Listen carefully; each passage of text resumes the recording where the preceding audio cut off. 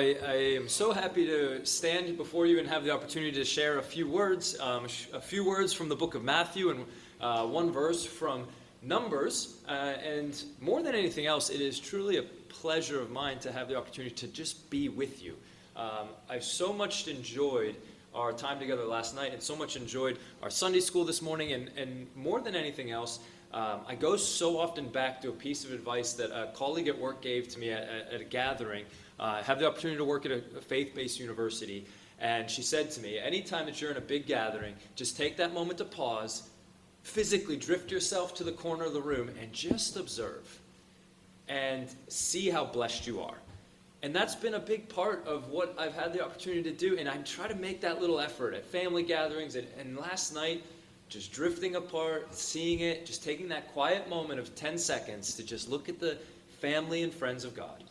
And the joy, and the fellowship, and the socializing, and the laughs, and the joking, and the togetherness that is bonded and that comes. It is truly special. It's truly unique. It's truly, you can say it's good people. You can put a label on it of family and friends. But it's truly the Spirit of God in us that we can love each other. And love each other in a way that goes beyond a surface love or a familial love, but it's a God-given love. And I'm thankful for that. And as this time of year, you know, there's so many reminders of the birth of Christ, of the life of Christ. And as we go into the spring with Easter, obviously the death and resurrection of Christ, I was thinking so much about the prophecies that are fulfilled. I've learned not to compete with Google or ChatGPT because I could say up here, like, there was 70 prophecies fulfilled, and you could look on your phone and fact check me. I don't know exactly how many prophecies were fulfilled from the Old Testament to the New Testament with the life of and the birth of Christ, but there are dozens. There are dozens.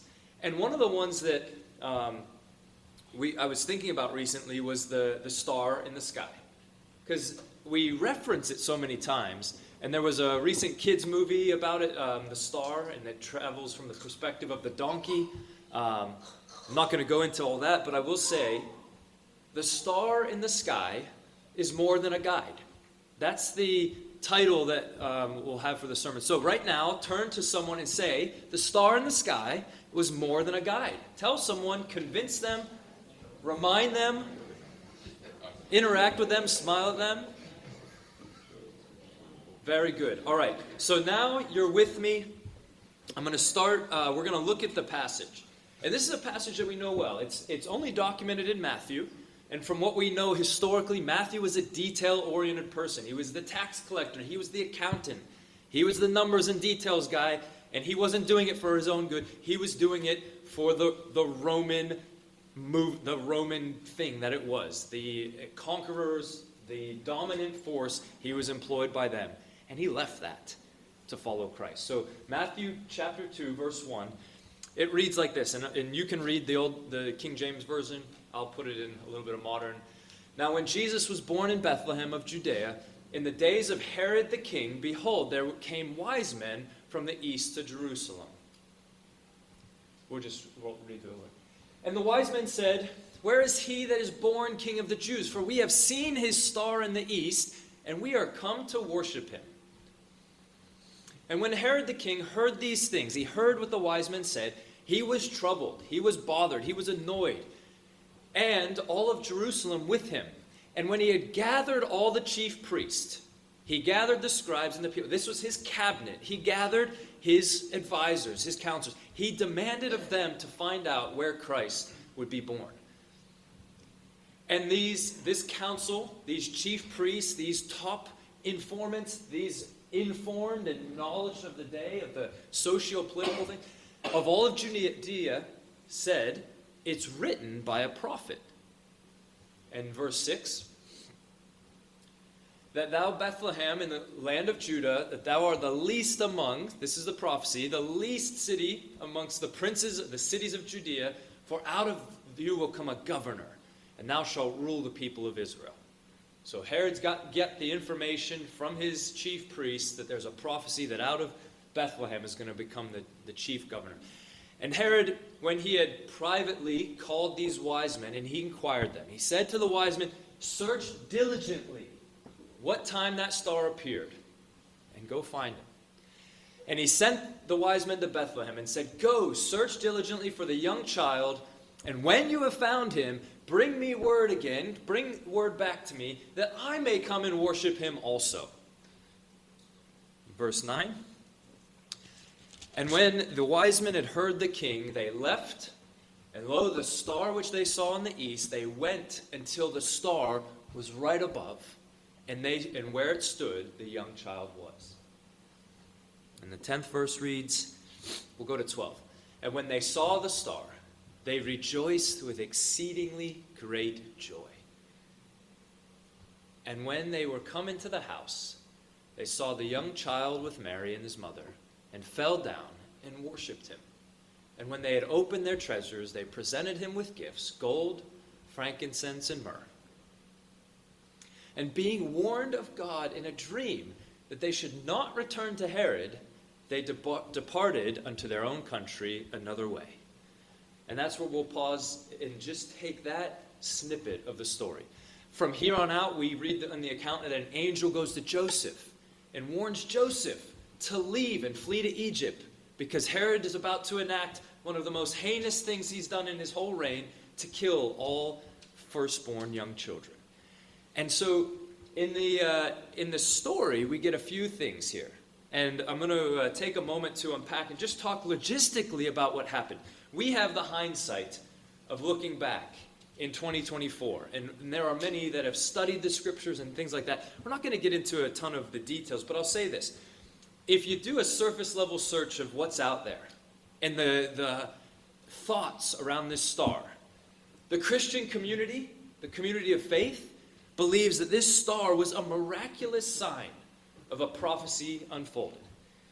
The theological, non-Christian world, the religious world, thinks that this was a star of prophecy and that this was something that has significance, but they don't quite understand what it is.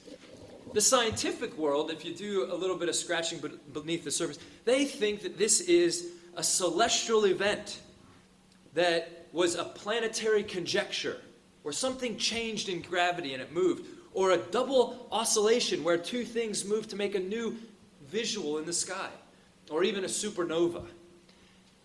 And the scientific mind in me would go to, if any of those are the case, that that's what we would label them, what was the catalyst for those to happen? Because surely something was about to change with God and man. And surely if something was going to change in the universe, a look, a snap of a finger, a word from God, just like he said, "Let there be light," he would say, "Let there be this star." And so wherever you fall today, I will invite you to take on the challenge of faith, to believe in the unseen, and if you've seen it, to believe it, that it is from God. And so this passage gives us a couple things. The prophecy that was referenced about Bethlehem was Herod's, "Where do we find this?" The prophecy in Numbers 24 gives us a little bit more insight to what the people back then would have known. Numbers 24:17. And I give a shout out to Gianni finding these templates of the Christmas tree and the star to fit. Oh, that was Alyssa. Our technology, I can't even keep up. I'm preaching about a star and they don't know, but the star's on the screen and God is good. Numbers 24:17. The prophecy came forth thousands of years prior. "I shall see him, but not now. I shall behold him, but not nigh. There shall come a star out of Jacob, and a scepter shall rise out of Israel, that shall smite the corners of Moab and destroy the children of Sheath." The last two phrases are not the focus. I'll just submit to me that Moab and Sheath were the sinful areas. They were the heathen areas. They were the areas that were worshiping false gods and false idols. And so this scepter that would rise, the scepter was the symbol of power and authority that will come out of Israel. The star out of Jacob is equally translated in that time. The star would be the king out of Jacob. But the selection that was used, the term that was used was star, not king. This prophecy could have easily read, there shall come a king out of Jacob. But instead it read, God speaking said a star will come out of Jacob. And so we know now that a king will come. And this was one prophecy of dozens that were fulfilled by the birth of Christ. And so I reference this now to say, it's so much more than a star. That we, in Sunday school last week, went through the lineage of generations. From Adam to Noah to Isaac, Jacob, to Jesse, to Joseph, and to Jesus. That this was all along God's plan. And we are the recipients of those good things. I'm going to pull out, Johnny, we'll just go back to the other verse. I'm going to pull out a couple verses and just share my thoughts, hopefully, inspired by God. Whether you are just starting your journey, or whether you've been on this earth a long time, none of us wake up wise. So raise your hand if you are wiser now at the end of 2024 than a year ago. Wiser now. Have you gained some experience, some knowledge? I'm seeing hands everywhere. Have you gained? I saw January put her hand up twice, right? No, yep. Double. Yep. Good student. In the past year, you have gained wisdom. So the first thing that I take away from these magi, it says, that it translates to wise men, at some point they gained wisdom. At some point, they went on this endeavor to study the stars and what that means. And from where they were in the Orient, ancient historical era, doesn't matter to me. You can do that research and find. But at some point, they went from, I don't know what I want to study, to I do know what I want to study. I don't know what I want to do, but I do know what I'm not. At one point, they went from, I don't understand all these stars, to, I understand that little piece. And at one point, they went from, wow, okay, I see what happens now in these cycles of days and weeks and months and years, to, that wasn't there before. Wait. Well, let's study and learn about what the Jewish people are saying. Let's study and learn about what the house of Benjamin, let's study and say, what's the house of Levi's records say? And these wise men went on an endeavor. And I use that today for us as we go into our holiday season and we go into a new year, that we don't minimize how wise we are becoming through the gift of God. That we have a sound mind and a sound body. That one of the things the wise men teach us is that individually we are gaining in wisdom, in an understanding of our relationship with God. Individually, you and I have the opportunity to grow in understanding and knowledge of God through the Word of God, through the songs that we sing, through the discussions that we have, through the testimonies we share, through the conversations over coffee and dinner and cookies, that we can grow in our, amen, thank God for that, right? That in 2026, 2027, 2030, you will be wiser than you are right now. That's a beautiful thing. And that's a God-given thing. That He wants us to grow strong in faith. That He wants us to grow. Then that you have taken on that endeavor. To be here today is your symbol that you have taken on the endeavor to get closer to God, to learn more, and to get a little bit more wise. The wisdom of the wise men was exercised in two ways. In verse 12, it says, they were warned of God in a dream that they should not return to Herod and depart in their own country, in their own way. The wisdom that they showed us, they had to choose to discern who to listen to. Do I listen to Herod, the king of the land, or do I listen to God who came in the form of a dream and told me something different? And sometimes it might seem so black and white, but I will challenge you to take a step into their shoes right now. Think about what has happened. They have traveled not by car, not by plane or train. They've traveled by donkey and camel weeks, maybe months. Some people speculate it took years for them to get there and see a toddler Jesus, not an infant Jesus like we see. They have traveled through the heat of the day and night by camel and donkey to get there to see this.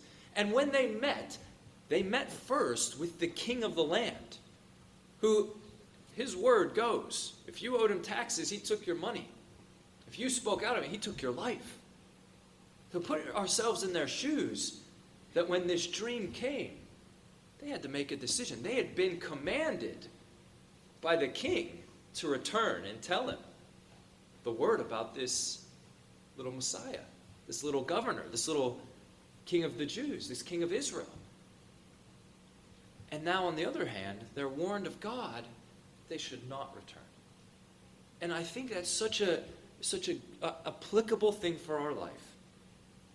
That when we walk with Christ, we have two things. We have the opportunity to know, to gain that wisdom, and then we have the courage to do.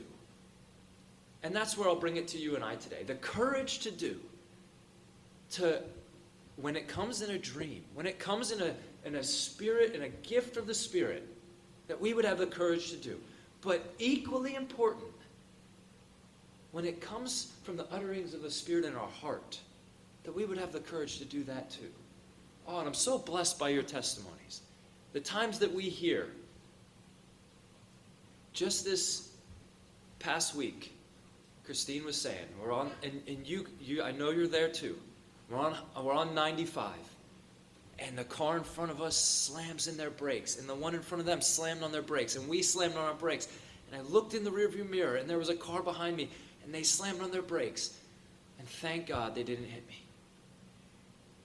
The courage to do. And in those moments, thank God for that.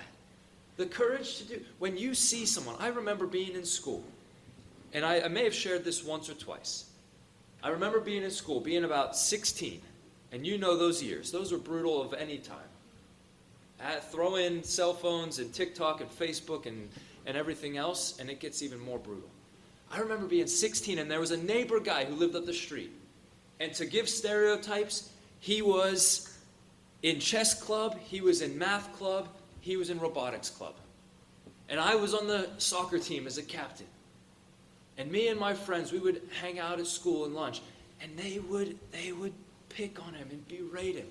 And I would just keep my mouth shut. I just didn't like it. It didn't feel right to me. And I realized through the weeks and the years that when he would come visit, he would walk and ride his bike, and I'd be outside shooting hoops. Can I shoot hoops with you? There was a moment, the courage to say no, or the courage to do it and say yes. And we would shoot hoops. And we would talk and we would hang out and things, it was simple things. And then I would see him in school and I'd be with my group and he'd be on his own. Oh, this, that, blah, blah. And I just kept my mouth quiet. And through that time, I realized that my passive nature towards my friends, that wasn't right. And it came a time where it was the brink point, where someone said something about Tim and they looked at me. You know that? And they're expecting you to join in. And I said, no, it's not for me. Like, I don't remember the exact words, but I remember the look on my friend's face when I didn't continue on the teasing and bullying towards him. And all of a sudden, I was now the new target. Oh, look at your goody two-shoe taking care of. And it hurts for a second.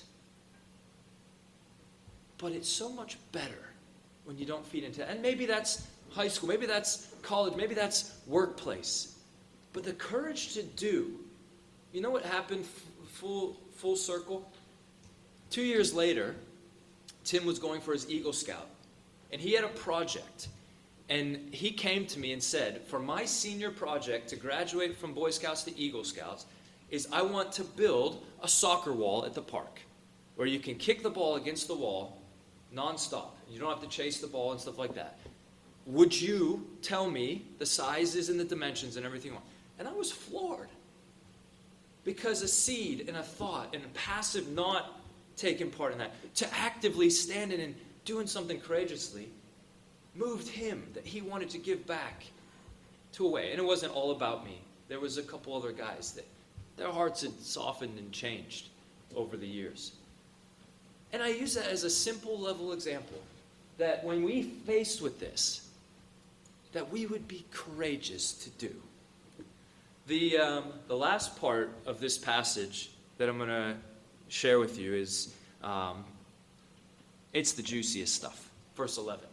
This is the good stuff. When we go through our journey, when we gain in wisdom, when we take the courage to do, when we go through the ups and downs, and we have an opportunity to finally see Jesus. Maybe it is literally in a dream or in a vision. Maybe it's literally in your heart. Maybe it's a vision of Jesus through someone doing good to you. Maybe it's a vision of Jesus in your praise. And when the wise men had come into the house, they saw the young child with Mary, and they fell down and worshipped him. Oh, this is it. This is the peak. This is the Super Bowl for the wise men, brothers and sisters. They made it to the big dance. They met Jesus Christ, and they fell and worshipped him. They followed the star, and they had got the opportunity, and they gave of their treasures. And you know that we talk gold, frankincense, and myrrh, and what those were back in the day, and the symbols that they gave their gifts, but more than anything else, they gave their worship of whatever background they had studied, whatever astrology and astronomy they had become experts in, whatever beliefs and values that they had gained through their life's experience up until this point, all of it shifted because they met the Son of God. And the response and the reaction to witnessing Jesus was they fell down and worshipped. And they gave of what they were ready to give. I sincerely believe that they gave more than they expected in their worship and praise. And that's the shift. All of a sudden, they go from following a star to being a star. And that's where now I'm going to ask you the second time. Turn to the person next to you and tell them, I'm a star. You are a star. Let me give you the proof behind what you just proclaimed to the person next to you. You are a star. You are a light in this world. Because you are here, because you have witnessed Christ, you've worshipped him and praised him, you have gained in wisdom, you have taken courageous moments, you are a star to Christ. You are the source of light. You are the ones that are guiding the next generation to come. I see it in my little next generation. I see it in Sarah's next little generation. I see it in Luke's little smile. Luke didn't stop smiling for like 2 hours last night. Kelly was saying this morning, like, it was time to go because he was going to go like, smiley, smiley, smiley, bedtime. That's the joy of the saints. That's the joy that we are able to be a star. There's a unique aspect of the stars that there's a Disney movie, and one of the lines is, a star doesn't shine, it burns. Encanto, right? The burning that we have inside of us, it's a fire. And it kindles, and it grows bright. And we need to feed the fire. The fire that's in us from the Spirit of God, it cleanses us. And it helps us.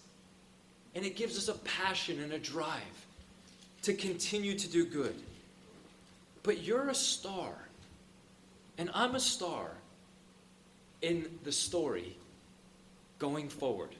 From the star in the sky to the wise men to Christ. To everything that's happened to the point where the gospel of Jesus Christ was restored. You and I are a star. Because someone else was our star.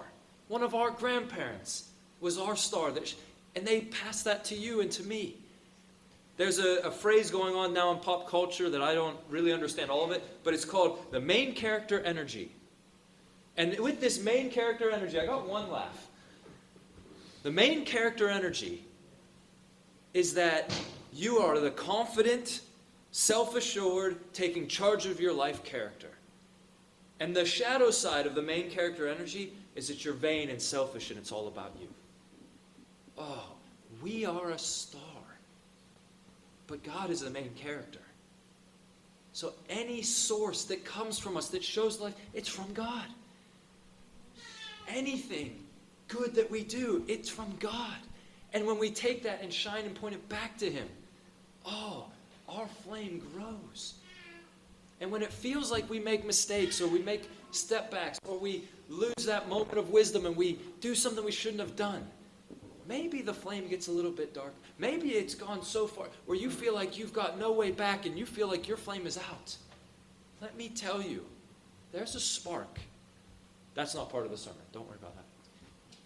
There's a spark. All it takes to ignite a flame in our day and time is a match. All it takes is a spark from the Spirit to come right back and you're right on track. All it takes is you saying, Lord, forgive me, and you're forgiven. All have fallen short of the glory of God. All of us are sinners. All of us need Christ in our life. All of us are stars when we step into it. It's the beauty of the God who loves us so much. It's the beauty of the Christmas story, that it's the spark. Jesus was the spark. It fulfilled everything from the Old Testament, and it was the spark for a new way. It was a spark for a new life, for me and for you. God bless you. I love each and every one of you.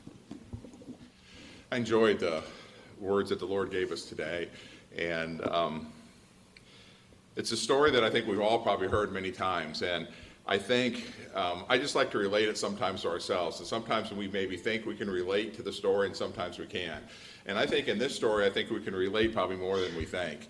You know, my Bible has little commentaries that talk about some of the different verses, and it was interesting when it started talking about the wise men. It said that they didn't know much about the wise men, and as Lucas said, this story is only in Matthew. And it gave 3 reasons of how they knew about the star. And I thought it was interesting, and you can pick which one you want, and I'll let you know which one I picked. But the first one it said was they could have been Jews that remained in exile and understood that's how they knew. Second reason, it says they could have been Eastern astrologers who knew about stars and all that stuff. That was another reason. Here's the reason why. The third reason is the one I like. Here was the third choice. It said, they may have had a special message from God directing them to the Messiah. And that's the one I took of the 3. You can pick whichever one you want, but for me, that's the one I picked. And I think that's more how we were.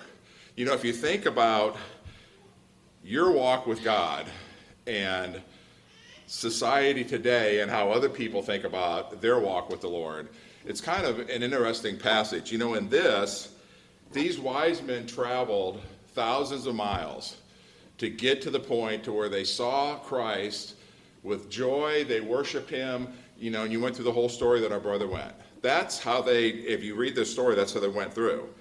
A lot of people today, when they think about God, they expect God to look to them. They expect God to find them. They expect God to explain Himself, of who He is. They want Him to prove who He is. They want for Him to give them gifts. It's a whole reverse side, is that they're looking and wanting stuff from Him to then prove where they should go. And the wise men, in the exact opposite, went and spent a lot of time to try to find out where they needed to go. You know, our brother talked about that spark that we have. Scripture says that all you need to have is the desire. When they were out with all those people in the countryside where they were, and they looked up, what did everybody see? Darkness. It was dark. That's what they saw. These men looked up and they saw a star. And that star gave them a desire. And that desire gave them a spark. And that spark and desire is what drove them to where they needed to go. That's where I think we can relate to that, because that's how we are. And I would hope today that you would not allow situations, circumstances, choices, busyness of the time, mistakes, the flesh, family. I could go on and on with that list. Whatever all of that is, don't allow those moments, those situations, those things that happen in life, that's going to happen to all of us, diminish us to where we just see darkness. Diminish us where we can't look up and see the star. We can't see the light. Don't let it diminish the desire that you have to serve him. Don't be in a condition like some people are that are saying, who is God? And if you're God, prove it to me. And give me the gifts and ask me. But be like the wise men to where we are today. Yes, I'm a sinner. Yes, I made mistakes. Just show me. I remember myself, that one small prayer, when I was by myself. I was at camp with 600 people, so when I say I was by myself, and the Spirit of God was all over the place. It was just crazy. It had, gifts going on all over the place. People was asking for their baptisms. It was just the place that you wanted to be, if you're in that mode. I couldn't wait to get out of there, and I left as quick as I could, and I found myself in the room all by myself. And I was bunking with a bunch of other guys, and the room was a mess. There was clothes everywhere. We had mattresses all over. It was a mess. And typical, at least the rooms that I used to be in when I was younger like that. And I remember kneeling down, and I was partially on a mattress, and one leg was hanging off, and one was down on the floor on a mattress. And I remember just kneeling down, and all I said was, God, if you want me, I'm here. That's all I said.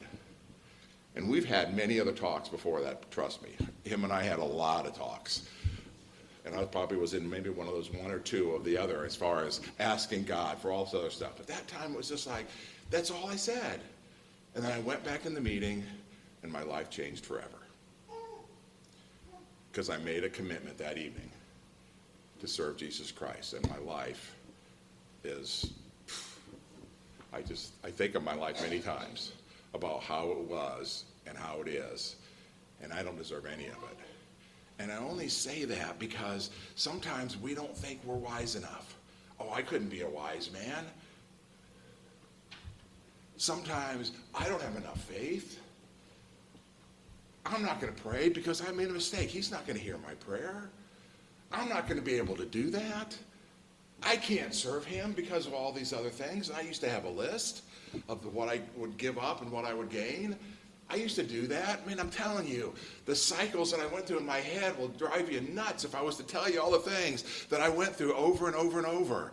But then when I finally took a step back and I just stopped and I said, if you want me, I'm here. My life was different forever. And that's how these guys were. They saw the spark. They saw the star. They got the desire that sparked them to go forward. And they were not the same ever since then. Think about that. The distance that it took them, the time. History says that probably by the time they got to see Christ, Christ was probably 1 or 2 years old. That gives you an idea of the timing and how long it took them to do that. Think of all the fleshly thoughts that had to be in their mind. What are we doing? Are we there yet? Are you like kids? You're in the car for 5 minutes. Are we there? And hours later, are we there yet? These guys are on donkeys or camels or whatever walking. Are we there yet? Thousands of miles, day after day. Yet that desire never stopped. Don't allow that desire to stop. Where you find yourself in your courtship with him or your walk with him, it's time to dust off. Allow that spark to get a little brighter. Realize that he's still within you, or he's calling you, or he wants you, or whatever, however you want to end that. But just make it simple and know that God is there, that he's alive, that he's with us, that he sees us. He knows we're going to make mistakes, and yet he loves us. He wants us to come to him with everything that we have. And maybe we don't think that's much, but I tell you, it's more than you think. You're stronger than you believe. You have more faith than you give yourself credit for. You look different than what you see in the mirror. I see a fat old man that I didn't even tell Kevin. Somebody posted, and Diane showed me because I'm not on any of these things, but she showed me the video Dee Nuzzy posted of her baptism. And that happened to be the same time as a whole bunch got baptized. And Kevin was one of them, and Tom DeRazio, and there was a whole bunch. And so I sat there and I watched that. And it was just such a reminder. And when I saw it, one of the first things I saw when I looked at it, I said, man, look how young they are. And they panned out into the audience, and there I was. And I'm looking at myself, and I had Chuck in my arm that was a little over 1 year old, and I was holding him. And I'm thinking, man, as I saw that as it went by. So now I look at myself now, 30-some years later, what happened? And we kind of just go down this spiral of all these different things. You know, that's how we are when we look at that. But God doesn't see it that way. God sees you with the desire you have.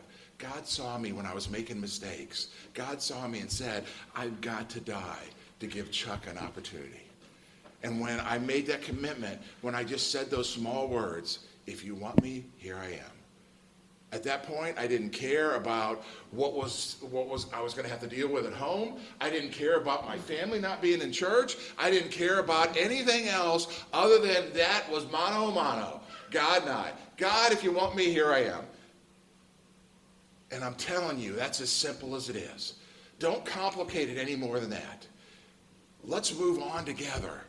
Let's take the rest of this time that we have together with our families, that those are on vacation and Christmas breaks and the different things that are going on. Don't allow the hustle and bustle to get that last present. Don't allow everything that goes on with all the Christmas parties and all the situations and all the things that has to happen for the end of the year and the budget restraints and all those other things that go on to get too much to where you lose focus of what really this is all about. And that's what I believe our brother, through the inspiration of Christ, gave us today. That this is about Jesus. This is about his love. This is about his gift. This is about what he gave us. This is about the desire that we have within our hearts. This is about the time that we have that we can show others what we have. This is the time that we can be who we are and realize that God sees us who we are and he loves us and he's going to be with us. What a great reminder today. And I would ask all of us that you would take this opportunity to draw closer to Christ. May God bless you.